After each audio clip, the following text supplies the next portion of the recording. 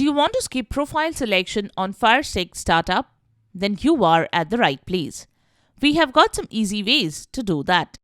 Welcome back to Silicophilic, your go-to source for tech tips and fixes. To skip the profile selection on your Fire Stick during startup, on the profile selection screen, go to the profile you want to set as default. Select Edit for that profile. You have the option to remove or delete the account.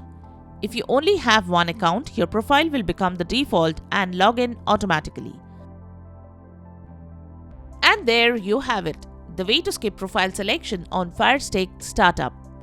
We hope the method have worked for you. If you found this video helpful, don't forget to give it a thumbs up and subscribe to our channel for more tech tips and troubleshooting guides. Leave a comment and help others know about this video. Thanks for watching, and we will see you in the next video.